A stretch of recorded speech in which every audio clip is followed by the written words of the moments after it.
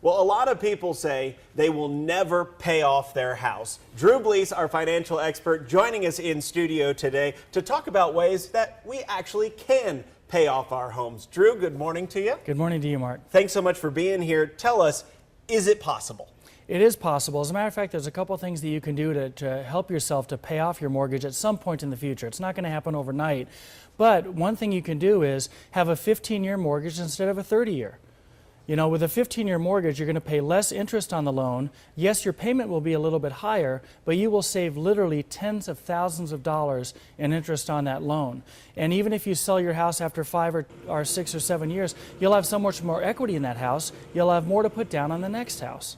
So just getting a 15-year mortgage will help a lot in that respect. And if you're looking at your interest rates and things like that, always important to look at those interest rates. If you have a pretty high interest rate and you can possibly lower that, refinancing is always a good idea. Absolutely. If you have a rate, I think probably higher than a 5.5% rate, you really want to look at refinancing while rates are still really competitive and really low.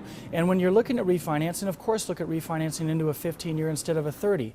So I think that you could look around, shop around for that. Everybody wants to do a good loan out there. All the banks are dying to give you their money, but make sure that you look at a 15-year and maybe pay a little bit extra, and it'll help you in the long run for that. And speaking of paying a little extra, maybe just one extra mortgage payment a year, you'll start to see that principal go down. You really will. You know, if I have let's say I have a $2,400 a month mortgage payment. Now that's a lot of money, so to come up with an extra mortgage payment once a year might be difficult. But if you take that monthly mortgage payment, divide it by 12, $2,400 divided by 12 is $200, pay an extra $200 a month on your mortgage payment. It makes it a little bit easier to do it. Still kind of difficult, but you'll save, again, tens of thousands of dollars. Wow. If you can do that. Because that interest really does add up. It really does. I got a 15-year mortgage about 13 years ago. It doesn't seem like it. Time flies. I'll have my house paid off in 2 years. I don't know what I'm going to do. Could you imagine not having a mortgage payment? I mean, I don't know.